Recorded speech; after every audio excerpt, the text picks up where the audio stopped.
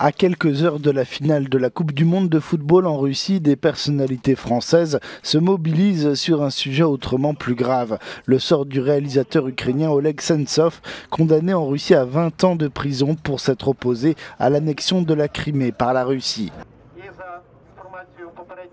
Faisons l'effort de joindre nos voix à leur demande de justice. Et faisons-le vite. Le temps presse, car Oleg Sentsov est en danger.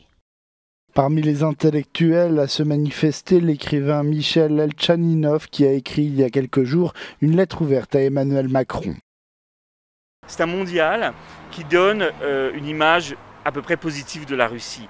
Il y a quand même une ombre, c'est les prisonniers politiques. Donc je pense que si Vladimir Poutine suit l'intérêt de son pays, de la Russie, il doit absolument libérer Sentsov pour laisser un souvenir à peu près lumineux de cette Coupe du Monde. En tout cas, ce qu'il faut dans les jours qui viennent, c'est justement qu'il y ait une pression de la société pour qu'Emmanuel Macron vraiment obtienne de Vladimir Poutine cette libération d'un homme qui risque de mourir d'un jour à l'autre.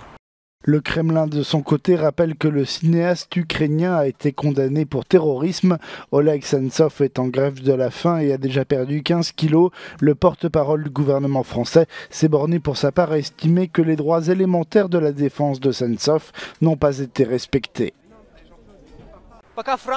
Alors que la France et la Croatie se préparent à leur tête-à-tête de dimanche, le président Emmanuel Macron se prépare lui à une confrontation à la fois sportive et politique.